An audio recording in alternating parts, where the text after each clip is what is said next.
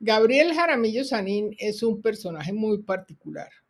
Estudió mercadeo y obtuvo un máster en administración de empresas en la Universidad de California. Posteriormente se dedicó a la banca y como banquero tiene una carrera muy exitosa. Fue presidente del Citibank en Colombia y México y del Banco Santander en Colombia y Brasil y presidente de la junta directiva del mismo banco en Estados Unidos. En el 2011, a los 60 años, se retiró y se dedicó a la filantropía. Entonces se convirtió en CEO del Fondo Mundial de la Lucha contra el SIDA, la tuberculosis y la malaria con sede en Ginebra.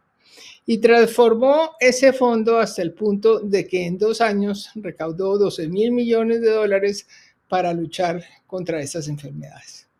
Luego la Universidad de Harvard lo contrató como profesor de liderazgo en la Escuela de Salud Pública y en el 2014 se embarcó en la ganadería e hizo un desarrollo de última generación en la Orinoquía colombiana.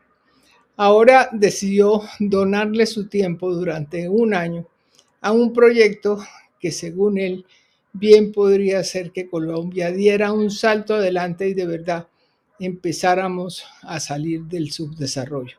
Bienvenido a Cambio, Gabriel Jaramillo Sanín. Muchas gracias, Patricia. Un placer estar acá. Bueno, el placer es nuestro, pero antes de entrar en materia, quisiera que nos contaras quién eres tú, cómo te iniciaste como empresario, cuáles son tus raíces. Mira, mis raíces es que nací en Manizales y temprano en mi vida viví en el exterior. Tuve oportunidad de estudiar mi carrera en California, como has mencionado, en California State University. Viví 6 años en California y me vinculé a la banca en Colombia, en el Citibank. Comencé mi carrera en el año 75 y desarrollé una carrera de 38 años en muchos países. Fui presidente, como tú mencionaste, de bancos en Brasil, en México, en Estados Unidos, en Colombia, representante de un banco, de otro banco también en Chile.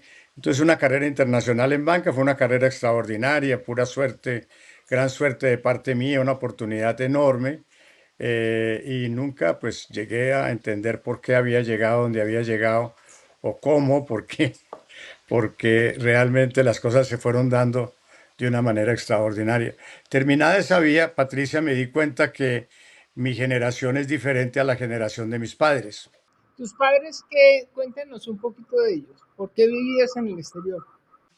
Mi mamá manizaleña, mi papá de Neira, en Caldas, familias tradicionales de allí, por razones que nunca entendí, pero creo que era por el tamaño de la familia. Nosotros somos 11 y entonces a cierta edad nos mandaban a todos a estudiar a Inglaterra, las mujeres a Bélgica, y yo creo que era una manera de hacer más temperada una familia con tantos niños. También nunca he hecho el estudio, pero me imagino que había una tasa de cambio favorable en esa época y que estas cosas que hoy suenan tan exóticas tal vez no lo eran en ese momento. ¿Tu papá era empresario, ganadero? Mi papá era el típico hacendado que llamaban en Colombia, ganadero, panelero y ese tipo de cosas. Bueno, entonces te dedicas a la filantropía y eso cómo es. Pues dedicarme a la filantropía es precisamente qué hacer con este periodo que se nos presenta a mi generación entre los 60 65 años y con una expectativa de vida muy alta. Ese no era el caso de las generaciones anteriores. Y uno normalmente lo que hace eso es que hace más de lo mismo. Y decidí que no, que eso era una oportunidad enorme de hacer otras cosas y que iba felizmente acabar con una carrera y empezar una totalmente diferente. Y entonces decidí tres cosas, Patricia. Uno, hacer cosas de las que no sabía nada. Segundo, que el factor económico no fuera la razón para hacerlas. Y tercero, que tuvieran impacto en otra gente. Y ahí empecé a trabajar en el tema de la malaria, del tema de la malaria a nivel global. Pasé a dirigir el Fondo Global para la lucha contra el SIDA, la tuberculosis y la malaria. En ese trabajo, por ejemplo, en Suiza, en una organización fantástica que yo no conocía, no sabía nada al respecto, eh, con un staff de 95 nacionalidades, cobré 1 euro de salario por ese año de trabajo y fui fiel a mis principios. Empecé una nueva vida en el mundo de la salud global. Eso me llevó a dictar clases en la Escuela de Salud de Graduados, en la TF Chan de Harvard, durante 2 años y inicié la práctica de liderazgo en esa universidad. Cosas para mí totalmente nuevas y una gran experiencia. Terminado ese proceso, emprendí 3 ideas en Colombia. En ese momento decidimos, Marta Inés y yo, pasar la mitad de nuestra vida en Colombia, la mitad continuar en el exterior, y entonces vivimos en Pereira una parte del año. Y queríamos hacer cosas en Colombia, iniciamos un proyecto fantástico que ya dio fruto, nos demoramos 10 años con un grupo de personas extraordinario para hacer el mejor hospital de Colombia en el eje cafetero. Y ese ya empezó la construcción hace un mes. Eh, Al hospital se va a llamar. es de la Fundación Santa Fe de Bogotá y todavía no tiene un nombre definido, pero se llamará algo así como la Fundación Santa Fe de Bogotá Tatamá o la Fundación Santa Fe Bogotá del Occidente Colombiano. Ya tendrá un nombre eh, que, que se decidirá. ¿Y estará listo cuándo? El primer paciente debe entrar el primer trimestre del 28. El primer paciente digamos, de dormir en el hospital, pero se va abriendo en forma paulatina para ir entrenando todos los equipos y toda la cuestión. Bueno, y después de eso, Y entonces quise hacer algo en el área de desarrollo económico, con una curiosidad muy grande y de cierta manera un sentido de culpabilidad.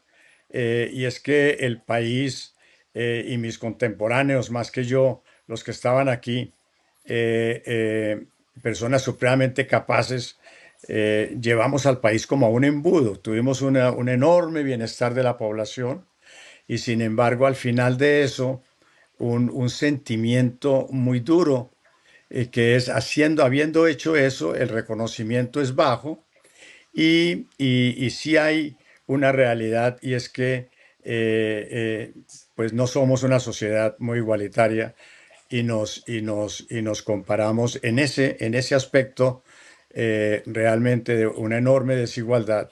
Entonces, no, una variable importante no la movimos. Y en esa variable importante, un nivel de desempleo enquistado, una buena tasa de crecimiento en términos relativos con otros países iguales a nosotros, pero claramente nos hizo falta ese aspecto. Entonces quise hacer algo que sacara a Colombia de ese letargo y de esa cuestión, porque encontramos solamente un mecanismo para atender nuestras necesidades, que era incrementar las tasas de impuestos en el país. Y ya llegamos a un punto en que va a ser muy difícil seguir con ese modelo. Entonces, ¿qué hacer en Colombia? Y básicamente, pues, cómo encontrar nuevas fuentes de crecimiento para que el país materialice la riqueza que tiene. Eh, Hay una frase que se le atribuye a Hernán Echavarría Olózaga, pero nunca la he visto ni la escuché, pero se le atribuye, digamos, en la conversación popular, y es que Colombia es un país muy rico con falta de líderes, digamos. Que no creo que sea el caso porque hemos tenido unos líderes fantásticos, pero lo que sí es que es un país muy rico y no hemos materializado esa riqueza. Y ese es el fundamento de lo que queremos o quiero ser parte y contribuir al debate de qué debemos hacer a partir del año 26. No porque sea el final del gobierno Petro o el gobierno que se llama el gobierno de izquierda y la oportunidad de la izquierda, que me parece fantástica que los países la tengan, sino porque el mundo cambió. Y aunque en Colombia nos parece pues que aquí todo está patas arriba, el mundo entero está patas arriba. Y está patas arriba porque tenemos un nuevo paradigma. Se acabó una época, una época fantástica que produjo un beneficio enorme globalmente a la población en todos los sentidos.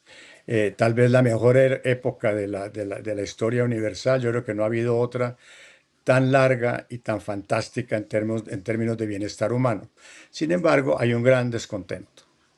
Eh, Eh, sí, me decías que en algún momento que ahora le estás donando durante un año tu tiempo a un proyecto, y quiero que seas tú el que nos lo explique.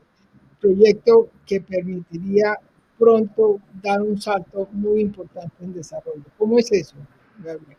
Pues mira, cuando uno mira a Colombia egoístamente en el mundo de hoy y se olvida del paradigma anterior y se olvida de la vida diaria, que es difícil ponerlo a un lado y no hay por qué olvidarlo, y gracias a Dios hay muchas personas luchando para que cosas que no se deben hacer no se hagan y no sucedan, pero tiene que haber también un proceso de reflexión de qué significa Colombia en este nuevo paradigma, egoístamente. En el nuevo paradigma, como en todos, habrá perdedores y habrá ganadores. Y a los colombianos nos corresponde ver cómo nos volvemos ganadores, cómo en ese nuevo paradigma, que no sabemos exactamente cómo va a ser, pero sí sabemos las megatendencias que van a marcar cómo van a ser las cosas. Esas las tenemos. El multilateralismo se acabó. Es una época de desglobalización. Hay cosas muy positivas. La torrente de conocimiento científico que se está produciendo es algo fantástico. Hoy se produce más conocimiento científico en una semana de lo que se hacía en una década, no hace mucho tiempo. Entonces, eso es muy positivo. Vamos a solucionar nuestros problemas con ciencia, con conocimiento, con innovación. Debemos ser optimistas en ese sentido. La solución a muchos de los problemas que nos aquejan hoy van a venir de allí. Nosotros las vamos a hacer. El hombre se va a adaptar a ese nuevo mundo. Cataclismos no es lo que debemos esperar. No es probable que sucedan. Lo que va a haber es países que van a ser ganadores, países que van a ser perdedores. Y Colombia. ¿Cómo puede volverse un país ganador? Pues mira, hay países que la tienen fácil y hay países que la tienen muy difícil. Si yo estuviera en Dinamarca hoy y fuera por escoger un país y un ejemplo de un país que consideramos muy desarrollado y muy establecido, y me dijeran, oye, escoge cómo hacer que este país crezca en este nuevo paradigma, yo tendría problemas encontrando más de tres actividades. En contraste, y si lo hiciera para Senegal, tendría dificultades en escoger cuatro. Pero Colombia tiene 8 vertientes con ventajas competitivas claras que no ha materializado la riqueza que le ofrecen. Que Eso son es una miremos, riqueza enorme. enumeremos las vertientes para que Mira, energía. Nosotros somos un showcase de energía. Nuestra matriz energética sería la más elegante del mundo. Porque tenemos todos los biomas, todos los climas, todas las alturas, digamos, y tenemos todo, tenemos petróleo, gas offshore, gas onshore, tenemos para la eólica, tenemos el hidro, tenemos absolutamente todo, la capacidad de crear biomasa y poder tener biocombustibles. Colombia debería ser una riqueza enorme como nuestro vecino Venezuela, no por sus reservas, sino por su diversidad energética. Y esto está allí para nosotros materializarlo. Está ahí, es nuestro. Es cuestión, y el dinero para hacer eso, Patricia, va a venir todo si nosotros somos claros en nuestros planes, si nosotros damos seguridad jurídica, aquí el Estado no tiene que poner mucho, tiene que enriquecerse y tiene que, con esa riqueza, solucionar las cosas realmente importantes, la educación, la salud y la seguridad. Eso es lo que los ciudadanos esperan del gobierno. El segundo de la energía es la industrialización con ventajas competitivas, no basada en subsidios y tenacidad. La historia de la industrialización en Colombia es una historia de tenacidad y de apoyo del gobierno, subsidios. ¿Por qué? Porque no somos realmente competitivos. Es increíble que en estas montañas nuestras magníficas en Medellín y en otros centros, en Bogotá mismo, tengamos nosotros una actividad industrial como la que tenemos. Y que no esté toda en el Caribe y que no esté toda al pie de los puertos, es por la tenacidad de los colombianos, pero eso no es sustentable. Hoy, vecinos de Estados Unidos, del mayor mercado del mundo, de un ingreso per cápita que cuadruplica el segundo, ese es un mercado fantástico. Ese mercado ha decidido no depender del Asia, especialmente China, y nos presenta la oportunidad a nosotros con un tratado de libre comercio y una proximidad enorme. Nosotros no somos próximos a Estados Unidos en nuestra frontera terrestre, pero somos próximos por el Golfo de México. Y claramente enviar containers allí es una cosa muy fácil y hasta más barata muchas veces que el ferrocarril que va a Chicago desde México. Entonces México y Colombia tenemos una enorme ventaja competitiva para sustituir al Asia como proveedor de la mayor economía del mundo. ¿La Eh, vertiente cuál sería? Perdón, el siguiente, después de eso, sería la agricultura industrializada. Colombia es el único país de Sudamérica, el único, que no produce su propia comida, que tiene un déficit enorme y una exposición enorme a un mundo complejo en el cual nuestra seguridad alimentaria está comprometida. Y tiene el único puerto tropical en el Pacífico porque Perú no lo tiene. El trópico peruano está detrás de la cordillera, con excepción de la parte norte hacia Ecuador. Nosotros tenemos un puerto allí, es una ventaja competitiva enorme y el trópico mismo es una ventaja competitiva enorme. Nosotros tenemos una cuarta parte del país, la Orinoquía colombiana, una cuarta parte del país sin tocarla. Y esto está todo para producir nuestra comida y la comida que sale por Buenaventura y por el mismo Caribe hacia el mundo, con una ventaja competitiva enorme. Nosotros podemos hacer 2 y 3 cosechas al año y el hemisferio norte y el hemisferio sur, que tradicionalmente hasta los años 50, 60, 70 producían la comida del mundo, pueden producir una cosecha y eso no lo van a cambiar. Esto es para nosotros y vemos lo que ha sucedido en Brasil, que en el año 2000 importaba la comida y hoy es el mayor proveedor de comida del mundo con una economía que crece a 2 dígitos por muchos años en la parte agrícola y son líderes en eso. Colombia lo tiene acá. Después tienes fuera de la Orinoquía, donde podemos hablar un poco, porque es un tema que me apasiona y al cual estoy comprometido. Tenemos la vivienda, una demanda enorme. Tenemos que inventarnos cómo va a ser nuestro desarrollo en la construcción post 26, pero no porque el 26 se acaba algo o empieza algo. Es que nosotros tenemos que responder cómo vamos a atender esa industria en el nuevo paradigma, en las nuevas condiciones que va a haber. Igual el turismo, la minería y la inclusión financiera.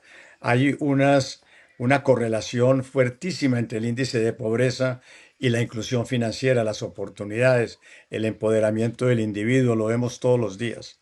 Entonces, ahí están las 8. Si nosotros hacemos una de ellas, bien, movemos la aguja de la economía colombiana. Si hacemos 3, la sacamos del estadio. Bueno, si quieres, hablemos del desarrollo de la Orinoquía, que es un tema que te apasiona y entiendo que a ese tema es al que le estás dedicando o donando tu tiempo durante un año, ¿verdad? Sí, señora. ¿Cómo es esa historia, Gabriel? ¿Cómo te enamoraste de ese tema?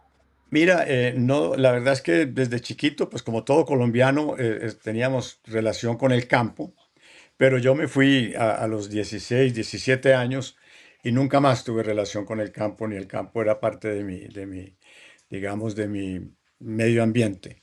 Eh, y, y viniendo a Colombia y queriendo hacer algo para lo que yo llamo sacar al país de su letargo, eh, una de las oportunidades que son obvias, una vez uno entra a estudiarlas, es el desarrollo de una agricultura industrializada, potente, con posibilidades enormes de exportación y de producir la comida para el país en beneficio de toda la población. Y entonces aprendí de esto, lo estudié, tuve la ayuda del Banco Mundial, del IFC, hicimos un proyecto a 20 años y ellos validaron. Inclusive antes de empezar el proyecto, yo estaba en la Universidad de Harvard en esa época, y entonces cuando uno es profesor de universidad y está en ese cubículo chiquito esperando que pasen los estudiantes y preparando clases, hay mucho downtime, porque los estudiantes tienden a venir a las mismas horas, y en los intermedios hay esos periodos. En mi caso, yo utilicé ese periodo para estudiar la Orinoquía colombiana. Eh, y la visité enormemente para estar seguro de que no iba a emprender una cuestión que no era posible.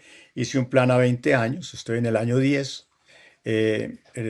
Solamente los viejitos podemos hacer planes de largo plazo. Los jóvenes tienen mucho afán y no les queda el tiempo para eso. Pero estas cosas son de largo alcance. Eh, Porque estamos hablando de transformar un país, lo cual suena un poco ribombante, pero es que si no pensamos en que tenemos que cambiar estas cosas, entonces pues nunca las vamos a cambiar. Mira, una cosa que quisiera compartir contigo es la última vez que Colombia hizo planes de largo plazo para actividades económicas fue en los años 70, la Comisión Courier, y de allí salió el UPAC. Entonces lo que queremos hacer ahora es que el país amanezca en el 26 con unos estudios económicos de actividades económicas hacia el año 40 y 50. Los países que planean a largo plazo les tiende a ir mejor que a los países que no. Y nosotros entramos en todo un proceso de urgencias que no nos permitió hacer eso. Planes de gobierno de 4 años, este tipo de cosas que no trascienden gobiernos. Y no tenemos hoy en Colombia un solo plan de Estado. Son planes de gobierno. O sea, la idea sería poderle presentar al próximo gobierno, cualquiera que sea, un, un plan, pues no lo llamemos de desarrollo porque eso es una labor del gobierno, pero un plan que le permita a Colombia dar el salto adelante. Entonces, mira, para la agricultura en la Orinoquía, Fedesarrollo acaba de presentar un plan de desarrollo para hacia el año 45 de la Orinoquía colombiana. Y ese plan no solamente muestra el camino y lo que significa para la economía colombiana el desarrollo de la Orinoquía, sino que identifica también las políticas públicas que hay que acoger para viabilizar ese plan. Y eso me parece de un valor enorme para el país, que pueda empezar un nuevo ciclo que se está dando en la humanidad entera. Todo el mundo se está cuestionando toda esta negociación que se está dando en este momento de una manera que nunca hubiéramos adivinado o pensado que se iba a dar de esta manera, pero se está dando. Y lo que está pasando es que todo el mundo está definiendo cómo va a ser ganador y no ser perdedor. Y esto nos permite a nosotros hacer eso. Entiendo que la idea nació de ver el proyecto de Mato Grosso en Brasil. Eh, eh, ¿Por qué no nos resumes muy rápidamente qué es?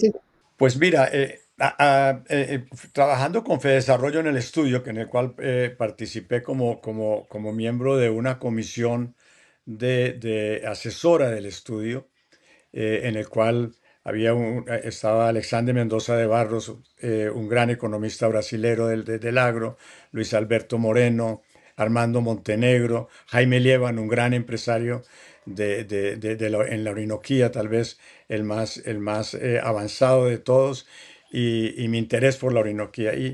Y acompañando esto, dijimos, mira, ¿por qué no hacemos un estudio que tenga un benchmark? Que podamos ver a dónde las cosas sucedieron y cómo sucedieron, qué errores cometieron y qué funcionó. Y encontramos una situación fantástica, que es el Mato Grosso. El estado de Mato Grosso es igual a Colombia, tiene cerca de 1 millón de kilómetros cuadrados. Colombia tiene un poco más, pero es un Colombia, un solo estado en Brasil. En ese estado no había nada en el año 2000. En la Orinoquía realmente, sin ofender a nadie, en términos objetivos, no hay nada. Eh, y entonces, digamos, ¿por qué no vemos qué pasó en el Mato Grosso del año 2000 al año 2022? Solamente en 22 años. Y resulta que el Mato Grosso pasó de tener el índice de desarrollo humano más bajo de Brasil, como lo es la Orinoquía, en el Bichada y tres municipios del Pacífico, tenemos el menor índice de desarrollo humano, o peor Gini, digamos, índice de Gini. Entonces, en eso nos parecíamos, en la pobreza, en que no había ninguna actividad. Para darte una idea, Patricia, en el estado de Mato Grosso, con su capital Cuiabá, a 2000 y tantos kilómetros de los centros de consumo como Río, como Belo Horizonte o como Río de Janeiro, a 2000 y tantos kilómetros, ellos tenían plantaciones por 1 millón de hectáreas. Nosotros somos una cuarta parte del Mato Grosso, una cuarta parte de Colombia, y tenemos 250.000, es decir, el punto de partida es exacto. Somos una cuarta parte y hoy tenemos una cuarta parte de ese territorio plantado. O sea que empezamos los dos iguales. Ellos eh, recaudaban impuestos municipales, estatales y federales en todo ese estado del tamaño de Colombia, equivalente a 200 millones de dólares, es decir, nada. Al año 22 ya recaudaban 9.500 millones de dólares. En economía estos saltos no se dan. Para ellos la vida es más difícil. Ellos tuvieron que desmatar. La palabra mato es floresta y grosso es una floresta gruesa. Nosotros no tenemos árboles. Ellos están a 2.500 kilómetros de los centros de consumo. Nosotros tenemos a Bogotá a 500 kilómetros y nos parece muy lejos. El mayor centro de consumo del país. Nos queda el puerto de Barranquilla. Ellos tienen que salir 3.000 kilómetros para llegar al océano. Mira, te cuento, Mato Grosso, para sacar sus bienes, tiene que ir 1.000 kilómetros por carretera, 1.000 por río. Ahí sale al Amazonas y tiene otros 1.000 kilómetros para llegar a la costa. Y después tiene que dar la vuelta por todo Sudamérica e ir al canal de Panamá. Y nosotros tenemos a Barranquilla ahí. Digo, a Buenaventura y también el Caribe. Pero básicamente lo que produce Mato Grosso con unos índices impresionantes es maíz, soya y, y pastos y ganado, ¿no es cierto? Y algodón. Y entonces, pues nosotros todo eso lo podemos hacer también y mejor como Mato Grosso.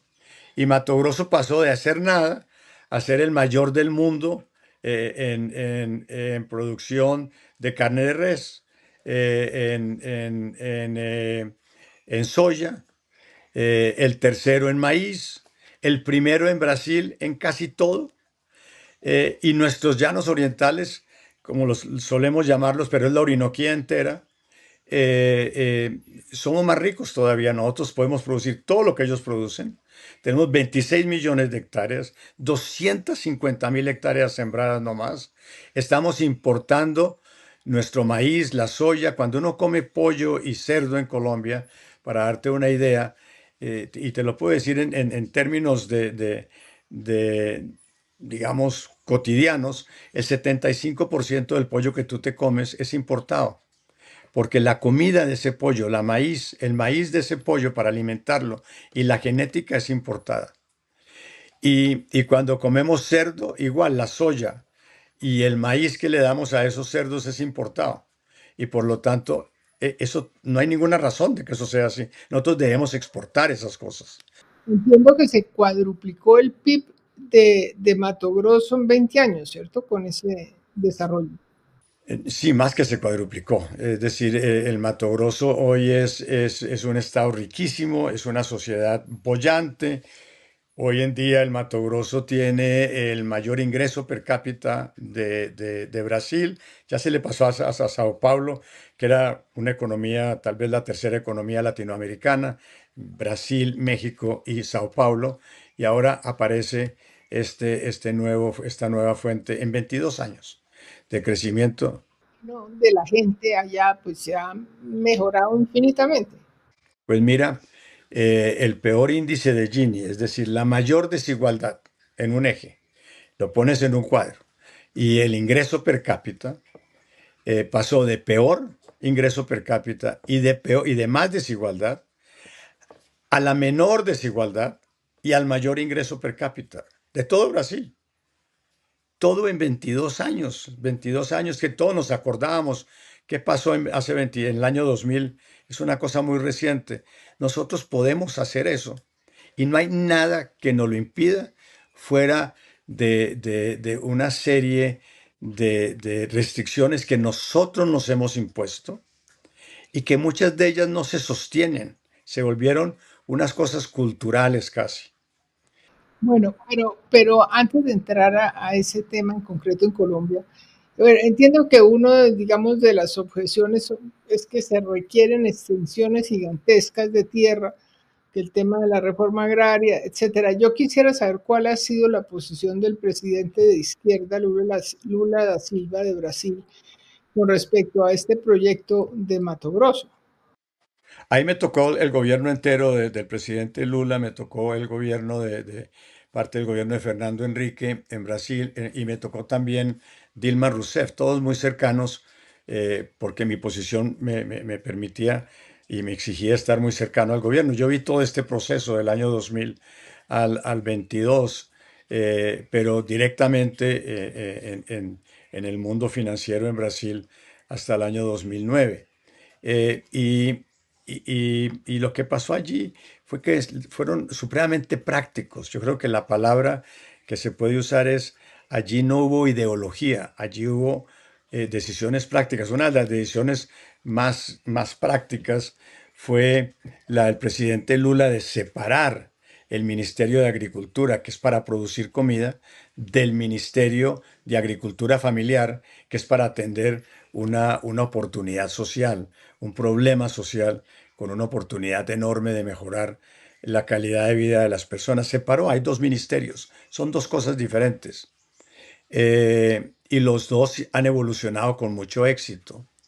Y lo otro que sucedió en Brasil es que pasamos del centro izquierda de Fernando Henrique, el sociólogo, después más adelante con el Plan Real, el mismo Fernando Henrique evolucionando de una manera centro derecha, después la izquierda de Lula, después una izquierda un poco más o diferente a la de Lula, menos de sentido práctico de Dilma, después el centro de Temer, después la derecha extrema de Bolsonaro y ahora nuevamente una izquierda diferente a la del primer periodo de Lula, una izquierda más radical. En todos esos gobiernos, este plan de Estado trascendió los cambios de ideología. O sea, Cada nadie uno, se le ocurrió desbaratarlo porque era en de absoluto, el crecimiento ha sido de 2 dígitos en todo ese proceso y la misma sociedad brasilera no aceptaría que lo cambie. Porque es una fuente de riqueza enorme y de bienestar de la población. De hecho, yo me sorprendí mucho cuando descubrí que la soya es la principal fuente de divisas de Brasil. Pues Exactamente, eso, exactamente. es decir, eso es increíble. Eh, bueno, ¿qué tenemos que hacer en Colombia para tener nuestro Mato Grosso colombiano? Pues el estudio de Fedesarrollo deja las cosas muy claras. El estudio de Mato Grosso enumera las cosas que tienen que suceder relacionadas con las políticas públicas que hay que emitir. Y la primera es la seguridad jurídica de la tierra. Colombia en los años 70 era un país que se consideraba un país con una seguridad jurídica muy buena, nos diferenciábamos de Perú y de otros países por eso. Hoy en día nuestra seguridad jurídica se ha venido desmoronando, y en la tierra pues se ha afectado muchísimo. Pero hay una cosa, y es que se creó una norma en algún momento que evolucionó, y es que la UAF, es que todo colombiano no puede tener más y no puede tener menos de una unidad, de una UAF, de una unidad agrícola familiar.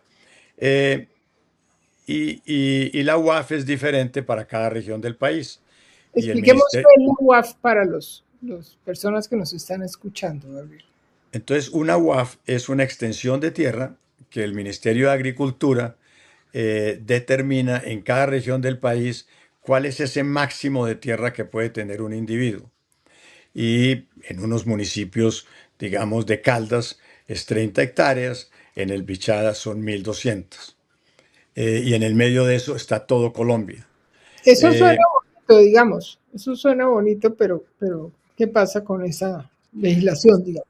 Pues lo que pasa es que está dirigida a que se hace una norma para el país más diverso del mundo y se aplica la norma para ese país diverso de forma igual, que es parte de nuestro centralismo en Bogotá, digamos, de ver a Colombia como una sola cosa, dictar leyes para todos, normas para todos, y es la solución para todos, pero el país es muy diverso y en el tema de agricultura esto se vuelve una realidad. Entonces, hoy en día, para ser competitivos y poder producir nuestra comida, necesitamos de la última tecnología y la última tecnología implica, para ser competitivos, una inversión enorme en el campo. Entonces, para sembrar maíz, una máquina vale 800, 900.000 dólares para sembrar. Otra máquina para cosechar va a valer 600.000, 700.000 dólares. Otra, los secadores, los silos, toda la parte fabril para llegar a un producto tan sencillo como el maíz implica, y después hay que corregir todos nuestros suelos, una inversión enorme. Lo de menos es la tierra. La tierra al final no es más de un 10% de la inversión que hay que hacer para producir todo esto, pues no se puede hacer en pequeñas parcelitas. Primero, porque no hay suficiente gente para atender todas las parcelitas y segundo, porque estaríamos como en la época de Mao, realmente produciendo todos de a poquitos hasta que eso ya no dio más. Nosotros tenemos que ser los mejores del mundo, aplicar la mejor tecnología del mundo para persistir y poder materializar nuestra oportunidad. Sí, bueno, aparte de la UAF, ¿qué otro obstáculo hay? Entonces, yo no lo veo como obstáculo, es una necesidad, yo lo veo como una oportunidad. Esas tierras de la Orinoquía son las tierras más viejas y por ser viejas no son fértiles. Ellas no es que sean tierras malas, de hecho, la estructura del suelo es fantástica, es mucho mejor que la del Valle del Cauca y es mejor que la del Mato Grosso. Entonces, esas tierras son ácidas porque ya se desgastaron. Realmente, la Orinoquía es una tierra en proceso de desertización. Es la tierra más vieja, ella se va lavando, eh, se va acabando, se va compactando, el agua no entra, y si la quemamos todos los años, como he venido haciendo ya por siglos, pues la compactamos más. Entonces, allí hay que hablar de preservación, porque hay que preservar lo que ofrece el medio ambiente, pero hay que parar esa erosión, hay que parar esa degradación y convertir esa cuarta parte del país en una tierra muy fértil. Y hoy hay la tecnología para hacer eso. Nosotros podemos pasar, cortar ese proceso y entregar todos los años una tierra más fértil. Pero eso es un proceso que requiere unas inversiones enormes, un conocimiento enorme, una investigación enorme y lo tienen que hacer grandes empresas. Eso se llama la producción de comida industrializada. ¿Cuánto dinero hay que meterle a una hectárea en la Orinoquía para volverla productiva? Es decir, para que la tierra funcione. Pues mira, te voy a dar grandes números, variarán de acuerdo a cada productor, pero en esencia son indicativos, ¿sí? A la tierra, una vez comprada la sabana, hay que meterle unos 2.000 dólares a solo la tierra.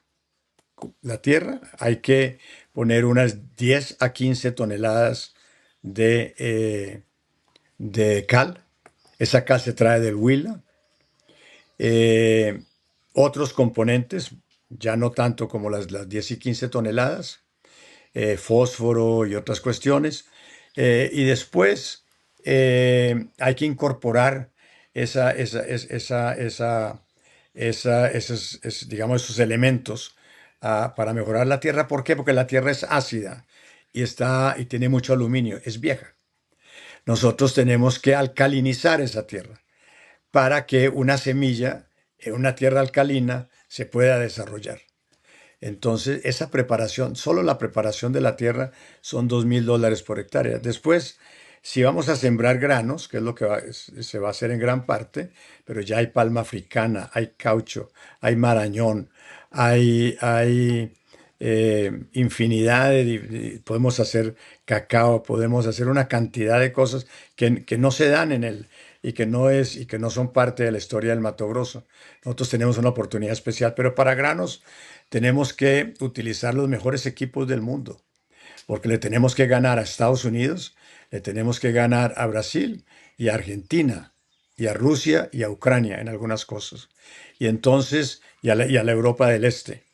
Y, y eso implica que tenemos que hacer las mismas inversiones que ellos hacen con la maquinaria más moderna que haya.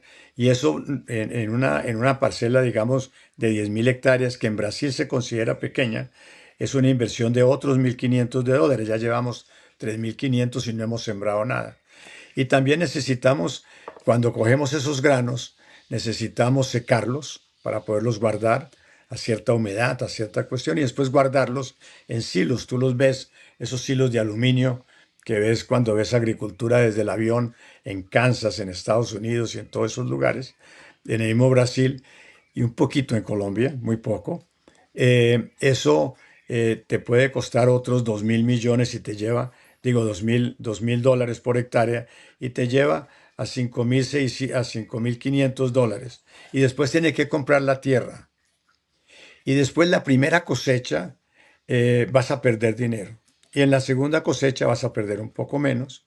Y en la tercera cosecha ya vas a estar en punto de equilibrio y después ya vas a ganar. Porque el incorporar todas estas cosas, el dejar que el agua permee, que las raíces entren, que las raíces descompacten el terreno, eh, se demora varias cosechas. Entonces la tierra ya viene a ser buena para cultivar a la cuarta, quinta cosecha. Pero a partir de ahí es buena para siempre, por muchos años, y todos los años la tierra será mejor. Yo digo, y es un poco poético, pero en el año 2070, allí donde hoy hay sabanas, seguramente estaremos sembrando rábanos y lechugas y alcachofas y todos estos bienes que hoy, por ejemplo, el mayor productor del mundo es el Valle de San Joaquín en California y era un desierto hace muchos años.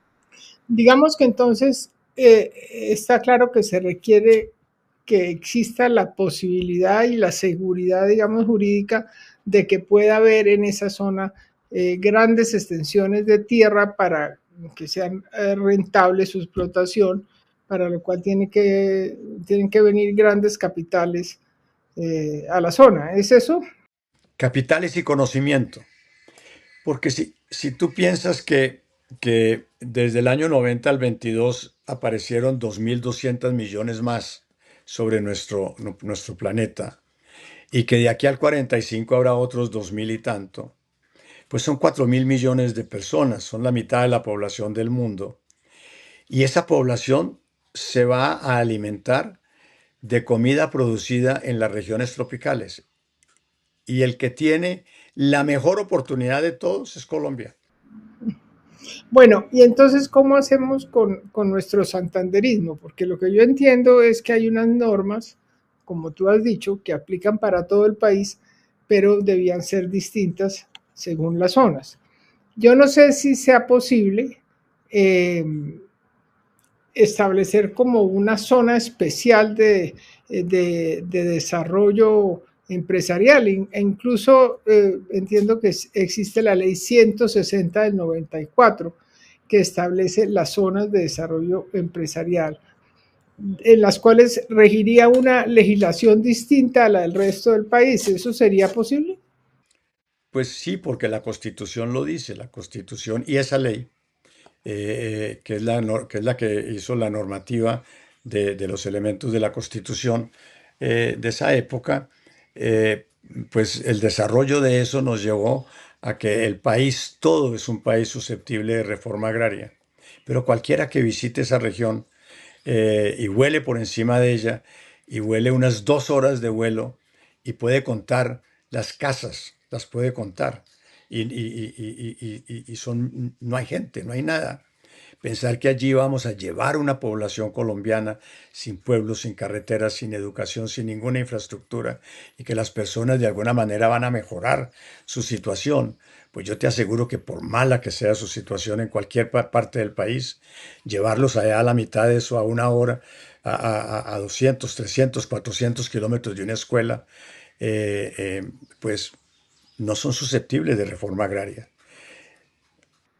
Entonces la idea sería como mostrarle a Colombia de aquí al 26 y a los dirigentes lo que se puede hacer, cuáles serían los beneficios para esa población, y no solo esa población, sino en general para el país, y plantear una solución jurídica para una determinada zona. Eso no quiere decir que se vaya a decir aquí no puede haber reforma agraria en Colombia, no, en este pedacito eh, debe haber estas normas. Esa sería la idea. Sí, y nada impide que haya reforma agraria. Sin WAF puede haber, el gobierno puede comprar tierras, nada se lo impide, las puede repartir, puede hacer programas, se pueden ensayar todos los modelos, a ver cuál funciona en nuestra cultura. En unos países muy pocos ha funcionado el cooperativismo, hay que ensayar eso. En otros hay uno de encadenamiento con los grandes productores, hay que ensayar eso. Y ver qué es lo que funciona culturalmente para nosotros en diferentes cultivos, en diferentes regiones, y todo eso se puede hacer, pero que no nos enyesemos con una ideología que, en mi opinión, no, los que objetivamente no nos lleva por un buen camino, porque tenemos enyesado, paralizada, una cuarta parte del país que puede mover la agricultura colombiana. Este no es, yo no estoy hablando del proyecto de la Orinoquía, es un proyecto de crecimiento para Colombia.